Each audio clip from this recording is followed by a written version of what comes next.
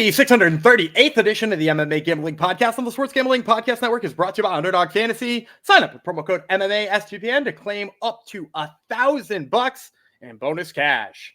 And we're also brought to you by Rhythm. Get your 7-day free trial today by going to sportsgamblingpodcast.com/RITHMN.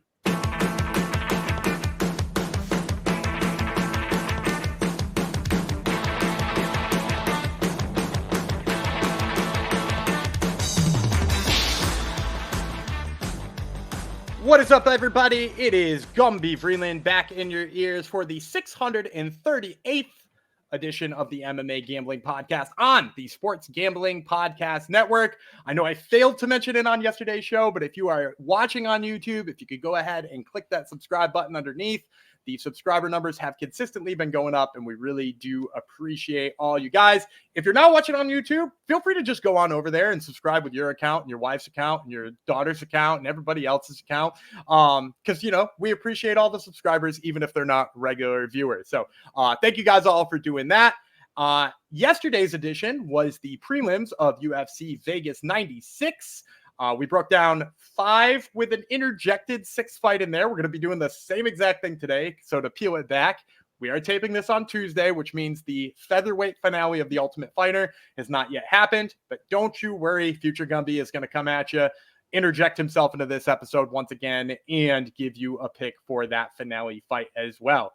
And of course, I'm using we, not as the royal we. And as you can see, if you're watching on YouTube, not next to me is my usual co-host, Jeff Fox, who's usually doing these introductions.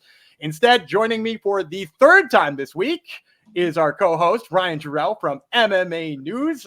Ryan, thanks again for being on this one. Happy to be back, Gumby. Thanks for having me. Awesome. So, you know, we've done a lot of the heavy lifting for these events, so I feel like we can get right into our first fight before we even get to any of our ad reads or whatnot. So let me start right in the middleweight division for a fight I'm going to be honest, I'm kind of excited about. Let's talk about, oh, and by the way, the main card starts at 10 p.m. Worth noting, UFC Vegas 96, main card 10 p.m. on ESPN+. All right, so again, middleweight fight, kicking us off this time, Edmen Shahbazyan, the Golden Boy, versus Gerald GM3 Meerschaert. We will start with Meerschaert first. This is one of the most ridiculous records in the history of MMA. 36-17 in his pro career, 11-9 in the UFC, 6 knockouts, and get this, 28 freaking submissions. It's incredible. He's been knocked out 4 times himself. He has been submitted 8 times. He's got 2.5 inches of reach on Shahbazyan. He's 10 years older, and he's betting off at plus 250. And that number has been soaring as of late. He was down in the 100s earlier in the week. He's up to 200 now. And that's because he's fighting Edmen Shahbazyan, the Golden Boy, 13-4 in his career, 6-4 in the UFC, 11 knockouts, 1 submission. He has been knocked out 3 times, never been submitted. He has a 1-inch height advantage in this fight, and he is betting off at negative 310. I'll kick it to my guest first for this one at middleweight. Who you got? Okay. Well, let me just preface it by saying this. I mean, we're here. I don't think you have to excuse yourself as much as you think you do, because you're in good company here. I already know the answer to this question. Okay. Well, so, I mean, at the end of the day, I'm a human being too, right? I'm allowed to like people. I've got a pretty good relationship with GM3. I've been interviewing him for years. I freaking love the guy. So I hope he wins. So I'm just going to get that out of the way first. I'm rooting for him to win. I'm going to be upset if he does lose. But having said that, like, I feel Meerschaert gets disrespected a lot in this division. Like, he is, okay, let's be fair. He's probably a gatekeeper, right? Like, he's never going to win the title. I think he'll even tell you that. But he beats everyone else that isn't going to be a champion. And I don't think Shahbazyan's going to be a champion one day. I mean, yeah, Shahbazyan has some nice wins. He's got a cute little record, but I mean, I just don't think he's a world beater. And when you look at what Meerschaert brings to the table, I mean, a plethora of experience. If this goes to the ground, I think Edmen's in trouble. And GM3 has been very adamant about how people sleep on his stand-up. Like, he's got some pretty darn good stand-up. And with that reach advantage too, I'm wondering if that's going to come into play. GM3 is not going to wait to, he's not going to just try to shoot right out of the gate. He's going to stand and trade with Shahbazyan. If he gets into any trouble, he can take it to the ground. And I don't really think that Shahbazyan is going to be able to stop the fight from going to the ground. The question is going to be, can he get back up? And if GM3 can keep him on the ground, then I think he's going to be cruising to probably a submission victory, late second, early third. So when I look at the numbers here, I just look at the odds. I have to go with GM3. I mean, plus 240.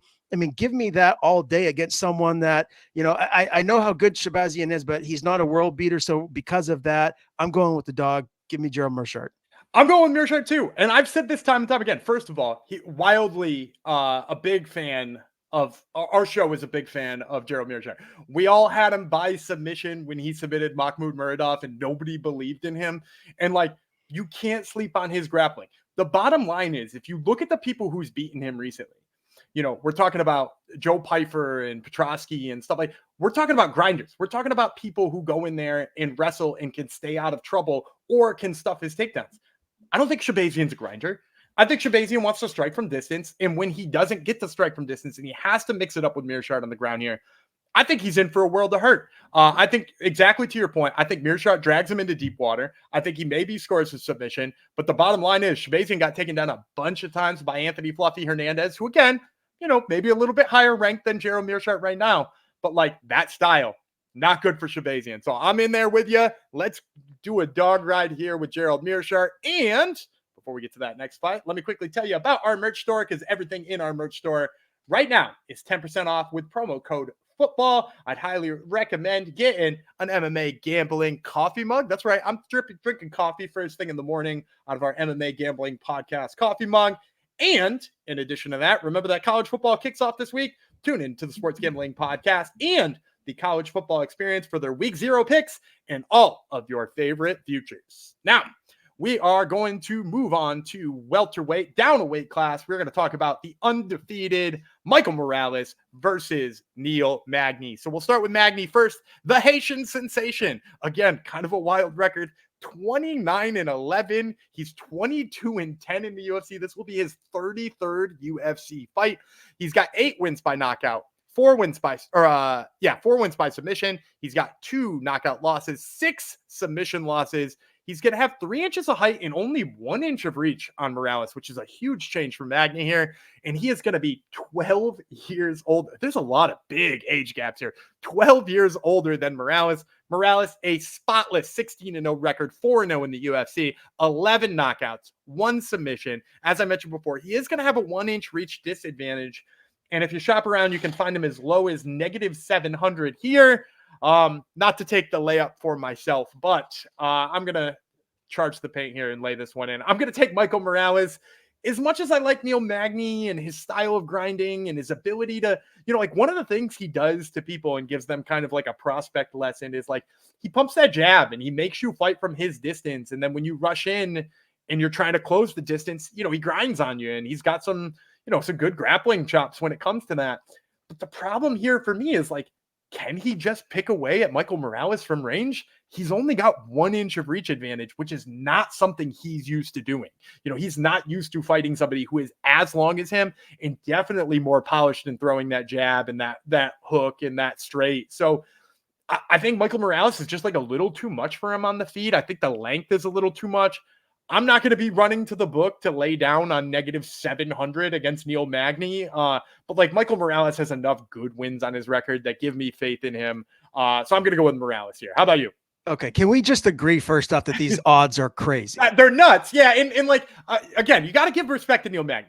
I just said it, 29-11 and only 8 of those fights happened outside of the UFC. He was on The Ultimate Fighter 100 years ago. And he's been in there with just about everybody, right? It seems like. So yeah, like these odds are crazy. You can't throw down on -700 or even put Morales in a parlay and feel good about yourself at the end of the day.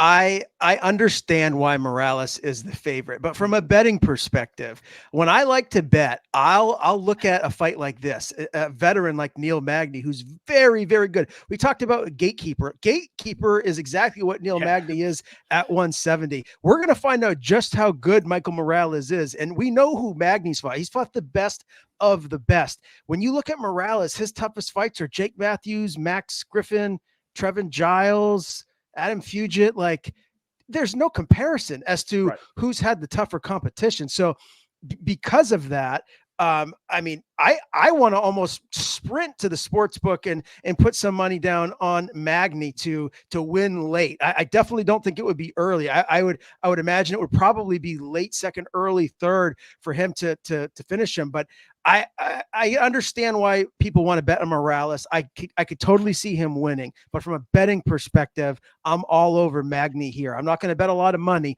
but I'll put him in a parlay, hoping that he catches something late, because I could totally see it happening. And again, for me, this comes down to, this will tell us a lot about Michael Morales, just how good he is. If he can get past Neil Magny, then we'll say, okay, this guy could really be a force here at 170. But a lot of people were saying the exact same stuff with Magny's last opponent, Mike Malott, right? And look what happened there. I just interviewed Neil Magny leading up to this fight, and he told me it's like a mind shift for him recently. He basically wasn't training as hard as he needed to beat the top level guys in the world, and something in him clicked, and he's had kind of like a career resurrection in his mind as far as the mental goes. So I think he's taking this very, very seriously. I think we're going to see the best version of Neil Magny. I'm not saying straight up he's going to win, but from a betting perspective, I'm all over this. Yeah, I definitely agree with you. If you're going to throw down $10 or whatever it is your appetite for risk is on this fight, you're not going to want the 37 cents that come back on Morales, right? So, you're going to have a lot more fun with that Magny side. He definitely has got it better than, what did I say, plus 600 chance. Like that's a lot. It's a wild disrespect to Magny. But again, gun to my head, I'm trying to pick a winner here. I'm going Morales. And it's interesting too. You mentioned, like, will he be more of the Mike Malott, right? Or the flip side of that coin is, could he be Carlos Praches? What Carlos Praches did at welterweight Saturday to Li Jingliang, who had never been knocked out at that point, right? So, like, it's almost like that diverging path. Like, will he be the Mike Malott who, like, I don't know, doesn't rise to that occasion? Or will he be, the guy who is absolutely going on to a poster the next time he fights, which I think we pretty much know Carlos Praches is going to be main event and something in the Apex before long. So it will be interesting to see what happens next. And we're going to tell you what happens next at the middleweight division. That's right. We're going back up to middleweight for the Ultimate Fighter finale. That's right. Ultimate Fighter wrapping on up. In case you missed it, you can go back and you can watch every episode on ESPN Plus. Let us tell you about these two fighters that you may or may not have heard of if you're not watching. So the first one, Ryan Loder, 6-1 in his pro career. He's got 4 knockouts, no submissions, and he himself has never been finished. He's betting off at $130 to start, and he is 4 years the elder of Robert Valentin. Robert Valentin, the nickname is Robzilla, 10-3 in his pro career. He's got 3 knockouts, 6 submissions. He has been knocked out once and submitted once. If you shop around a little bit on his price, you might find him as low as -155. I believe if we're doing this in turns here, I believe this is your turn. So I'm going to kick it over to you for maybe the second tightest line on the whole card, because the next one we're going to talk about pretty darn tight too. I'll kick it over to you on this one. Who are you liking this one? Well, I'd really like to tell you I'm going with Ryan Loder. Obviously we share the same first name, and he's American, so I want to go for the American. But to me, watching the Ultimate Fighter, watching these two guys, the thing that stands out to me is I think Valentin's a little bit meaner. I think there's something about him that just screams fighter, cage fighter, right? And I know how good of a wrestler Loder is, so it's going to be interesting to see if his wrestling is that elite, and if he's going to be able to really, stifle Valentin on the feet and kind of keep him where he wants him, pinned against the ground. That very well could happen, but based on the sample size of what I saw on the Ultimate Fighter, unfortunately, I got to lean towards Valentin. He just seems to be like, when I think of a cage fighter, I think of a guy like Robert Valentin. So I got to go with him. Yeah, that dude is wired different. And like, if you didn't watch him on the show, you might not get what we're talking about, but like, this guy, all he thinks about is fighting. Like, he stopped fighting in like his fight had already happened, his first fight, which he ended with a devastating elbow, like one of the most vicious elbows I've ever seen. And then he proceeded to just coach his teammates. He became a corner man for like a few episodes with like some of the most insightful comments the whole time. Like, the guy gets fighting in a way that a lot of people don't. And to your point, I think a lot of people, obviously have to fear his striking after we saw him put, who is it? The Finnish dude away with that elbow. But here's the other thing about him is that while he's that good on the feet, he's also a killer on the mats too. Like you can't just take this guy down at will and not be worried. You look at his record, 10 wins, 6 of them have come by submission. He's got 6 submissions. So like, even if Loder does want to play that game where he just grinds him out and leaves him on the ground, he's going to be defending off takedowns the whole time. He can't get sloppy with his shots. There's a guillotine there. There's a Doris choke there. There's an anaconda choke there. All of those things are in play here with Valentin. And I think that like, if Loder is going in thinking this is a striker versus grappler matchup, I think he could get surprised here by Valentin. So I'm going to take Valentin as well. Again, I think Loder, kind of a fun prospect being such a good wrestler, but you got to go with the guy who is clearly a little meaner. And in addition to that, I think is just a little bit more well-rounded as well. So Valentin is the pick for both of us. And I'm going to tell you a little bit more about another pick you can make, which is Underdog Fantasy. Underdog Fantasy Pick'em gives you a chance to win 1,000 times your entry, or you can play fantasy football the right way with their Best Ball. Best Ball Mania is now live with $15 million in prizes, and you can use specials in boosts on all flex entries. I personally am going to use my pick this week to take the higher than on Marcel Ozuna's total bases, set at 1.5 for Thursday's action. And, he's basically going to do that with one swing on most games. So get in on that and get in on Underdog Fantasy by signing up with promo code MMA-SGPN to claim your special pick and first-time deposit offer of up to $1,000 in bonus cash. UnderdogFantasy.com, promo code MMA-SGPN. And last but not least, let me tell you about Circa. Circa Sports is back with Circa Survivor and Circa Millions, giving away $16 million in guaranteed prizes. Imagine the regret you'll feel if you win your office Survivor pool, but you didn't enter Circa Survivor. Don't have a trip booked for Las Vegas yet before football starts? Ultimate Contest Weekend's a great time to go out, hang out with Ryan and Sean in some of the open bar events at the greatest sportsbook in the world. August 22nd, that's today, through the 24th. Use promo code SGP15 to save 15% off on your hotel room for sign-up weekend.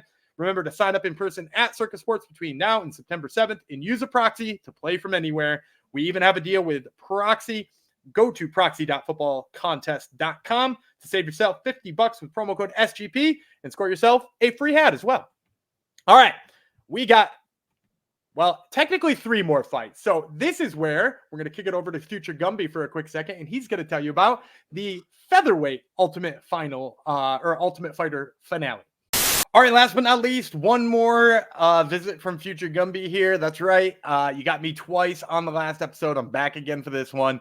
Obviously, the featherweight finale of the Ultimate Fighter has now been finished off. Mairon Santos beat Guillermo in the semifinals to fight Kaan Ofli here in the finals. So we get this fight, Mairon Santos versus Kaan Ofli, and let me break it down for you. We're going to start first with Kaan Ofli. His nickname, Genghis. He is 11-2-1 in his professional career. He is on a 8-fight winning streak, and obviously he waltzed to the Ultimate Fighter finale through some really good submission games, and it shows on his record: 5 wins by submission, 2 wins by TKO, and he himself has never been finished. And then on the other side, Mairon Santos, let's talk about him. He is 7 years younger than Kaan Ofli, 13-1 in his professional career. He is on just a 1-fight winning streak because he did lose to Dan Argueta back on LFA 123. That obviously a little bump in the road for him. He was 1-1 in LFA. On his record, 7 wins by knockout. That's right, 7 wins by knockout. He doesn't have any submissions, and he has been knocked out once, but the guy has been absolutely explosive with the hands, which is what we saw in the semifinals, and it got him here to this fight. Now, when you look at the line on this one, the line keeps getting out of control on the Mairon Santos side. When it was first posted, -150, -160 range, depending on the book you're looking at. At the time of recording this little bump to go into our episode, -200 on Mairon Santos, and you're only going to get +170 on the return for Kaan Ofli. I'm going to go with Mairon Santos. I actually thought going into the finals, when I was about to watch the second semifinals, I was like, no matter who wins this, I'm taking Kaan Ofli. His grappling game is insane. And I really, you know me, I'd always rather have a grappler over a striker. But when you watch that Mairon Santos semifinals, he fought Guillermo, who was a world championship level wrestler from Mexico. Like, the guy was on their national team for years. All he does is wrestle. Santos threw him aside every single time he tried to wrestle. And, between, some of the size things we're going to see from him, certainly the reach we're going to see over Kaan Ofli here. And the youth and just kind of the energy he brings to a fight. I think Ofli is going to have a lot of trouble having sustained success on the feet against Santos. Santos, on the other hand, has the ability to piece you up from anywhere. So, yeah, while I originally really liked Kaan Ofli on the show, I like his story, I like all that kind of stuff, I think he is going to have a miserable time against a guy like Mairon Santos. -200, probably at the edge of where I find him, like, truly playable. Like, he might be like moving into Parlayville at like -250 if you get that number by, let's say Friday, or you're listening to this Saturday morning before the fights. If you could still get him in the high ones or low twos, I'd still get in on that. I do think he's got a lot of advantages on the feet, but again, my official pick here, Mairon Santos over Kaan Ofli, -200. All right, so we hope you enjoyed that pick on the Ultimate Fighter finale. We're going to go to one of our last two announced fights now, and that one is going to be a strawweight tilt between Angela Hill and Tabatha Ricci. We'll start with, I guess we could start either because they're both not the favorite. We'll start with Hill first.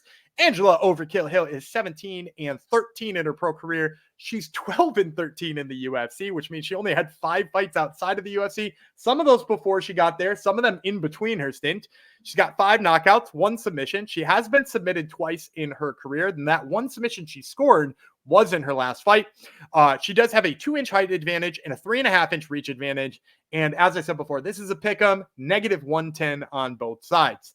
Tabatha Baby Shark Ricci, 10-2 in her career, 5-2 in the UFC. She does have 1 knockout. She has 3 submissions, and she has been knocked out once in her career. She's betting off at -110 as well, and she's going to be my pick in this one.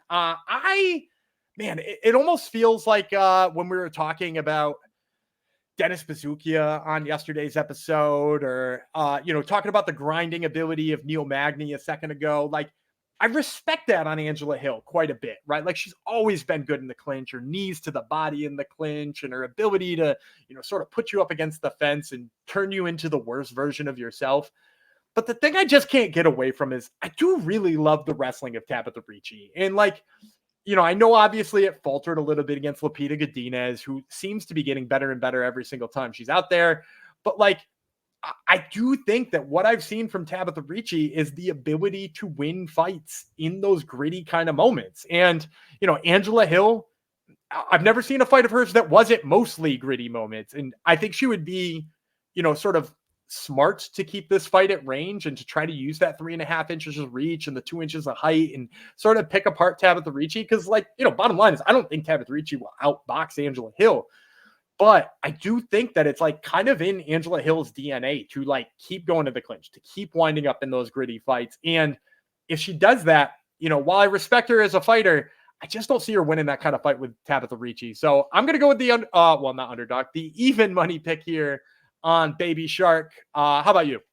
Well, I'm definitely not confident in either pick here. Razor close fight. Yeah, I'm not betting on this one, just to be clear. Maybe take the over, which is probably like -400. Like, this is going to decision. Yeah, I would have to say so. And that old saying, father time is undefeated. Maybe at this time it's mother time is undefeated, or at least is getting to that point, right? For Angela Hill, she's 40 years old. If not, she's darn close to it. Tabatha Ricci still 29, I believe. She really should win this fight. This is a fight she needs to win to kind of take that next step in the division. Because of that, I want to lean towards Ricci, right? I loved all the points that you made. Having said all of that, I would not be surprised at all if Angela Hill wins a decision. That's what she does. And she's had so many decision victories. She has a way of turning fights into, grind fests, and she does very well at that. So Again, I'm staying away from it. If you're going to force me to bet, I guess I'm going to lean towards Ricci, but not confident either way. Yeah, and I will say this too, like maybe the best bet that you can make on this whole fight is fight will go to split decision. If you can find one of those books that says this fight will be a honestly, like when is an Angela Hill fight not gone to split decision? And worth noting, Tabatha Ricci coming off a split decision win over Tisha Pennington. Like these are two women who fight a style of fight. And like if Ricci gets the better of every grappling exchange and Angela Hill gets the better of a lot of striking exchanges, you could have those judges, some of them overvaluing control, some of them undervaluing the damage you do on the ground. I could see this being 30-27 on two different judges' scorecards for two different fighters in this one, because that's seriously the type of fight this is. Razor close in terms of odds. Maybe you're better off betting overs and split decisions. All right. And that brings us to our very last fight of the night. That is the main event of the evening, which is a 3 5-minute rounds. So this is going to be the only, or 5 5-minute rounds rather. This is going to be the only 5-round fight on the card. And I've some talking about Gerald Cannonier versus Caio Borralho. We'll start with Cannonier first. The Killer Gorilla, 17-7 in his pro career, 10-7 in the UFC. He's got 9 knockouts, 3 submissions. He has been knocked out 3 times in his career. He's going to have 2.5 inches of reach despite being the shorter fighter here. He's got very long arms, and he is 9 years older. Again, this is a theme of this card. 9 years older than Borralho. That's only the 4th highest age gap in this one. You got 12 years, 10 years, and then this one is 9. Caio Borralho, the natural, 16-1 in his pro career. He went 2-0 on the Contender Series because they made him fight twice, despite beating Aaron Jeffrey, which is wild to me. He went 6-0 in the UFC so far. He's got 5 knockouts, 4 submissions. He himself has never been finished in his life. He's got 2 inches of height advantage, and he is betting off at -210. I will cede my last fight of the night here over to my co-host. Ryan, who you got? Well, I'm leaning Gerald Cannonier. I got the Killer Gorilla. Ooh. And I think Caio is your guy, isn't he? He is very much my guy. Yeah. Oh, I mean, to be fair, all the fighting nerds are my guys. I dropped a Carlos Praches reference earlier, and I dropped a Carlos Praches reference because he's a fighting nerd too. But yeah, he is my guy. But respect to the pick. Tell me a little bit more. Okay. Well, so this is my I guess decision on going with Cannonier. I love Caio. I think he's got a lot of talent, and I think he's potentially going to maybe be a future champion one day. If not, he'll be in that top 5. He'll get there. But he's only 31 years old. I think Cannonier, even at 40, still fights like a younger man. Oh, yeah. And he's got so much power. He just beat Sean Strickland not that long ago. Like Gerald Cannonier is elite. Caio has never fought anybody as good as Gerald, as great as Gerald Cannonier is. And if Cannonier wants to make one more run at a title, he has to win this one. He cannot lose to Caio. He cannot, if he loses this fight, he's going to fall into that top level gatekeeper conversation that we've had before. He's got to win this. I think he does. I think he finds a way to stun Caio and maybe finish him. I just have a gut feeling that he's going to get a TKO victory. Maybe some people will complain, say, oh, it was stopped too soon, but I love Cannonier's power. I love how well-rounded of a fighter he is. And to me, Caio, again, just being in his early 30s, he still has plenty of time left to climb the mountain. And I think he will one day, but right now it's still Cannonier's time. I think his power is going to be the difference. And I'm going with Cannonier. I respect the power too. I obviously, as you know, I'm a Caio Borralho guy. I really do believe he's ready for that next level. And I think the difference for me is I agree with you. Cannonier's power is scary. I don't know how that dude's, what is he, 41? I don't know how that dude's 41 looking like that. Yeah. That's a very impressive physique for a dude that age. And if you look back when he was a heavyweight, because he was a heavyweight not that long ago, he was in terrible shape in his early 30s. And now he's in great shape in his early 40s. So, props to him for that. And obviously, like you said, the power translates so well in the middleweight division for Gerald Cannonier. The difference for me is going to be Caio Borralho's game planning. And that's the reason why I really like him. First of all, if you want to bet on Caio Borralho, you missed your spot. Because I just said, he's betting off at -210 at the time of recording right now. when I first started getting my notes together for this show, he was a negative 130 favorite. That number has gone up 80 since I first started getting numbers down. I went to go refresh the number and I was like, whoa, how did this happen already? People are in on Borralho. And I think it's the intelligence for me. You know, you look at his fight with Paul Craig. Everybody knows what Paul Craig is going to do. Everybody knows the style of fight that Paul Craig brings. And he came with the perfect counter to that. He came with really good footwork. He came with enough pressure so that Paul Craig couldn't pull off the moves that he wanted. And he came with perfect combinations on the feet to put him away early. And he knocked out Paul Craig, which, like, you know, again, Paul Craig's kind of a specialist and there's kind of one thing he does. But the thing, if you go back and you watch all of Borralho's fights, no matter who he's fighting, he comes with a game plan, knowing what that guy does and beats him. You know, Aaron Jeffrey is a tough guy to beat, and he came with the perfect game plan for him on the Contender Series. You know, and you can go back to any of his 6 UFC fights, all of them gritty, smart, well thought out victories for Borralho. I think he's probably going to have something drawn up to stay away from the power of Cannonier here. And, you know, not for anything, you know, Cannonier's been knocked out a couple of times in his career, and I think people sleep on just how crafty Borralho is on the feet too. So I'm going to go with Borralho for my final pick. And to recap real quick, we'll run down our picks on the main card, and then we will give you the fancy plays. Don't go anywhere yet. Those fancy plays are coming up. So to recap, I have Borralho. He has Jared Cannonier. We're both going to take a stab on the baby shark in the strawweight fight. You got the featherweight tough finale, which you'll have to go back and listen to because I had to get future Gumby to make that pick. We're both on Robert Valentin. I'm on Michael Morales. He's sort of on Michael Morales. He's kind of dipping his toes in on Neil Magny, and we both love the big underdog, Gerald Meerschaert. So before we get to those fancy plays for you, let me tell you quickly about Rhythm. Football season is here in college football, and NFL models are now live on Rhythm. Create your own winning betting model or let Rhythm do the heavy lifting for you. You decide what stats matter most to you, and Rhythm builds a custom model around that, or just let Rhythm and its predictive model do the heavy lifting. Rhythm uses AI projections from MIT data scientists, and they've already got you covered for NFL Week 1 and college football Week 0. Get down on the Dallas Cowboys. Spread, money line, doesn't matter. That's my pick. Take that one or leave it. But you can also take a 7-day free trial of Rhythm by going to sportsgamblingpodcast.com/rhythm. That's sportsgamblingpodcast.com/rhythm. And last but not least, let me tell you about Game Time. Look, Game Time is now an authorized ticket marketplace of the MLB, which is the best thing in the world because it makes getting tickets even faster and easier for Major League Baseball. And the coolest thing about it, prices on the Game Time app actually go down as it gets closer to the first pitch.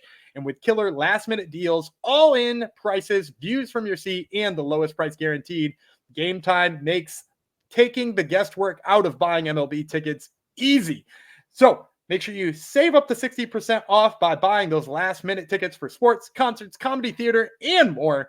And as I mentioned before, the all-in pricing, toggle into that feature shows the total upfront so you don't get those nasty surprise fees.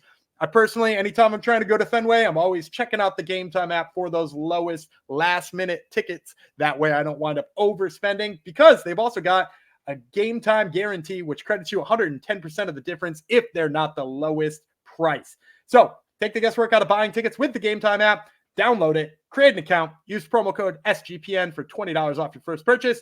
Terms apply. Again, create an account, redeem code SGPN for $20 off. Download the Game Time app today. Last minute tickets, lowest prices guaranteed. You can tell I've been recording for a while. It's starting to get to be a little bit of a slog. So we won't keep you waiting anymore. We're going to hit you with the locks, the dogs, the props. And as always, I've got for you the Hungry Man Jong Superfan Parlay, where we give you two fight picks, and it gives you at least 10-1 odds. So we're going to start with the lock of the week. I'll kick it over to Ryan. Ryan, who you got for your lock of the week? My lock of the week is Zach Reese. I think he is definitely going to win this fight. I wouldn't be surprised if he finishes it in the first, but he's definitely going to get his hand raised. Give me Zach Reese. Yeah, it's really hard to find a favorite on this card that doesn't look like an astronomical favorite or isn't like a literal coin flip. So I dug through all my picks, was having a really tough time with it. What's up, guys? I lied. I told you no more future Gumby. You got one more future Gumby in here because I remembered looking back, I had Danny Silva as my lock of the week and just can't have Danny Silva as my lock of the week because he pulled out of his fight. So I'm going to squeeze in one extra pick. I'll actually just take Dennis Bazookia's other opponent. I'll take Francis Marshall, negative 140. I'm going to get a downgrade in the number here, a little bit easier of a line. And even though he's short notice, I think he dominates the grappling. So give me Francis Marshall here as my lock instead of Danny Silva. Underdog time. Who you got, Ryan? Going with my guy GM3. Yeah. Plus 240 is what I'm seeing right now. I'd love to see right now what it would be if he wins via submission, because I'm definitely going to put that in a parlay. Yeah, I've already sort of dug around. Dude, the submission props this week, and I'm going to hit you with one in a second on my prop of the week. The submission props this week look kind of juicy. I think there's going to be a lot of submissions on this card. But while I like him by submission, I think that's possible. I think you're getting tremendous value with him on the money line. You said 240. If you shop around, I've seen 250 out there, so you can even do a little better than 240. 250 on Gerald Meerschaert. Yeah, he's my dog of the week too. Let's double dip on that one. How about your prop of the week? Which one you got for that one? All right, so this is the prop that I am going with, and I might even add some to it, but this is the kind of betting that I like to do. So money line on all three. Give me Meerschaert, Zach Reese, Neil Magny. Neil Magny right now being plus 600, right? If you do those three in a parlay and you throw $10 down, you're going to win $292. So all right, I like that. Again, I'm not sold that Magny's going to win. I understand why Morales is the favorite, but those odds are nuts. So if you're gonna tell me I can throw down $10 on those three guys to win, I like it. I like it a lot. And you said that's 29 to 1, a little over 29 to 1 we're getting on that.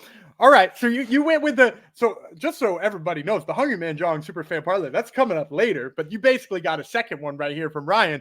My prop is going to be a little bit more reserved. I mentioned I loved all the submissions on this card. One of the ones I'm going to go with is your guy, Zachary Reese, the one you just squeezed into your super prop there. And, the one who's your lock of the week. I'm going to take him by sub. I know the submission numbers are not there as much as the knockout numbers are, but I'm telling you, I think Medina with his hard head probably going to get stunned and dropped or taken down by Reese. I think you're going to see Reese snatch up his neck, rear naked choke here somewhere and get that submission finish, plus $1.95 on his submission line. So I think that is a huge value. All right, so to recap those quick first before we get to the Hungry Man Jong Super Fan Parlay, locks, Danny Silva and Reese. Dogs, we're both going GM3. My prop is Reese by submission. He's going to throw it into a big old parlay. Neil Magny, GM3, and Reese all in a mega 29 to 1 parlay. And that's a perfect segue to the Superfan Jung Hungry Man Parlay. As you guys know, we always throw 2 fights into a parlay, get you at least 10 to 1 odds. I'm going to go double prop here. I mentioned this is a sub heavy card. I'm going to take Borralho's submission line. I know that Jared Cannonier, tough guy. I know Jared Cannonier, not a guy who's ever been submitted, but I also know that Borralho, sneaky good submission skills, good heavy top game, has 5 rounds to work, which I think also might play in his favor when he's fighting a 40-year-old. Borralho by submission plus 325. And I'm going to pair that together with the aforementioned Robert Valentin. Robert Valentin in the Ultimate Fighter finale here. 6 submissions in his career. He's only got 10 wins. 60% of his wins coming by submission. He's going to be fighting a guy shooting 600 takedowns in this fight. If you get him by submission, also plus 325. So we're going to put those 2 325s together. That churns you out plus 1706. So just over 17 to 1 odds on that. All right. Well, we've held you for long enough. That is going to do it for episode 638 of the MMA Gambling Podcast. Thank you guys for tuning in. Remember to subscribe to the YouTube below and make sure to check out all the writings over at sportsgamblingpodcast.com. Check out the store, sportsgamblingpodcast.com/store. Use promo code football for 10% off. Also, make sure to check out the MMA Gambling, we already on that. The Top Turtle MMA Podcast. We got Borralho and the aforementioned Robert Valentin as well on that show this week. And make sure to check out Ryan on Twitter, or you can check out me on Twitter too, I guess, at Gumby Freeland and at Son of Gerald 20. And you can check out his writings at MMA News. Ryan, thanks again for joining us. See you guys next time. Yeah, and we will be back sometime this weekend. We're getting kind of sketchy with schedules. I'm trying to figure out when Dana White's Contender Series is going to come out for week 3. But the next episode you see will have Dana White's Contender Series week 3. Ryan might be here. you might have to deal with the return of Jeff Fox. If, there's a possibility that could happen. He'll be back sometime, fans. I'm sorry to tell you. He's been slowly charting all the digs that I give him on these shows. So, but anyway, whenever that is, tune in again. Episode 639 next time. Dana White's Contender Series Week 3. I'm Dana Gubby Freeland. He's Ryan Terrell, and I will see you next time.